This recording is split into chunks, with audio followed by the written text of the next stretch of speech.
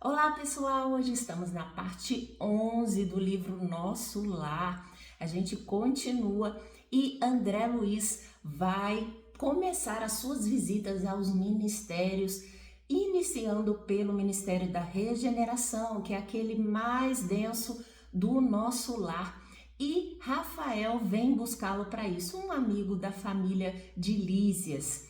Os filhos então de Dona Laura saem e fica somente Dona Laura com André Luiz e ela começa a conversar com ele, falando da importância de ele não somente observar, mas assim que puder colocar a mão no trabalho para que ele comece realmente a construir alguma coisa. Muitas vezes a gente aqui na nossa terra costuma ficar observando, procurando empregos, procurando trabalho, voluntariado, então a gente olha, não é esse, não quero, mas a gente precisa experimentar, a gente precisa tentar, principalmente se forem coisas novas, porque o nosso espírito necessita desenvolver outras habilidades e ali em Nosso Lar, André necessitava começar o seu trabalho para que ele pudesse desenvolver essas outras habilidades. Na sua encarnação, se vocês lembram, ele foi um médico estudioso e ele adora perguntar, né? Vocês já perceberam isso nos outros livros, então a gente percebe que tem até alguns momentos que os mentores falam para ele: menos, André, menos, calma, as coisas vão chegar lá.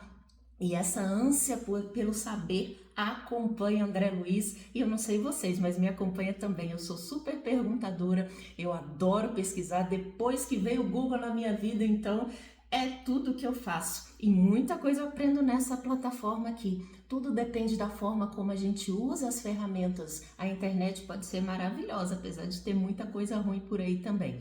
Mas nós podemos filtrar, não é verdade? Uma outra coisa super interessante que ela diz para André Luiz é para que ele construa um círculo de simpatias. Quem é que quer alguém de má vontade do seu lado, não é? Se você estiver com espírito de serviço, sempre ajudar, sempre gentil, naturalmente as pessoas vão gostar de você, vão se aproximar de você. Não todas, óbvio, nem Jesus agradou todo mundo, mas nós nos tornaremos mais simpáticos em relação aos outros e isso é fundamental para o nosso desenvolvimento. Ela também diz, olha só, recomeçar, a ciência de recomeçar é das mais nobres que o nosso espírito pode aprender. E ali André Luiz estava recomeçando. E quantas vezes na nossa encarnação a gente tem que recomeçar alguma coisa? Recomeçar numa cidade nova, num emprego novo, um outro curso.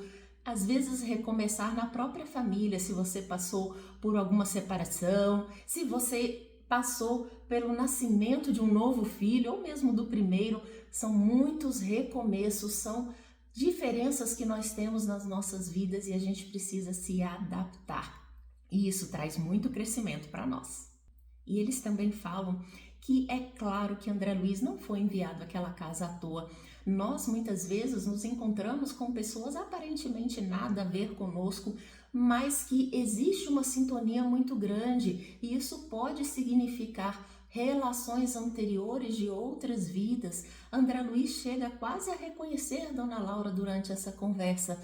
Com certeza há ali laços do passado. E isso acontece com a gente aqui também no nosso plano.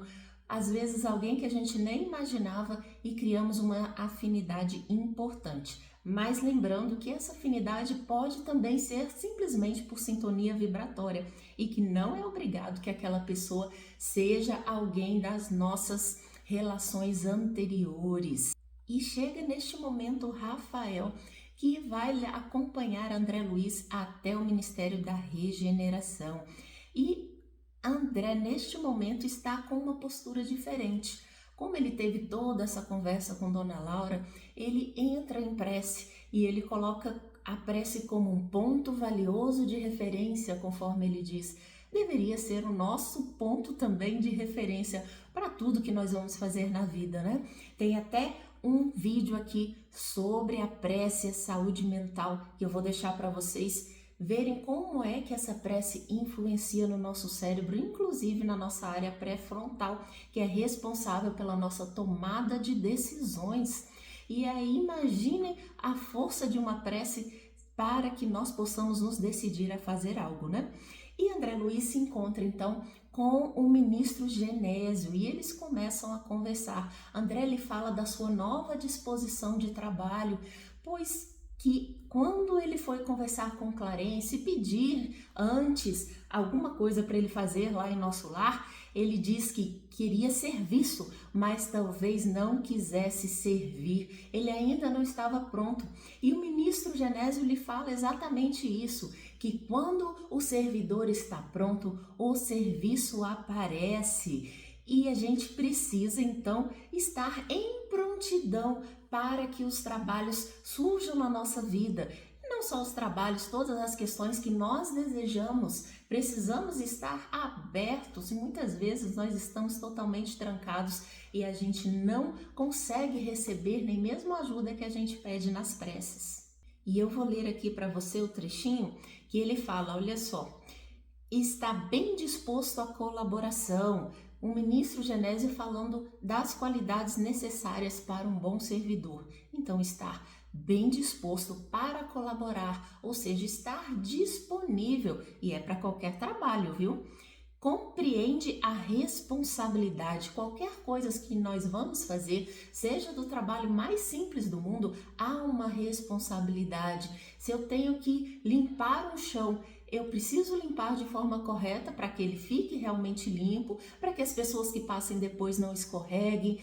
Olha quanta coisa pode acontecer porque simplesmente eu não limpei um chão direito. E imaginem vocês ainda como que isso pode reverter a nosso favor ou contra a gente, porque nós somos responsáveis pelo bem que nós fazemos e pelo bem que deixamos de fazer também. Então, se eu fui lá e não fiz o meu trabalho direito, na verdade, esse bem aí que eu tentei fazer acaba se transformando no mal. As pessoas estão esperando que aquele chão esteja limpo e ele não vai estar. E às vezes ele pode estar escorregadio, provocar um acidente, às vezes ele pode estar escuro e alguém de repente também cair e se machucar ali, e a responsabilidade recairá por quem não limpou direito. Num simples ato, gente, uma coisa muito básica.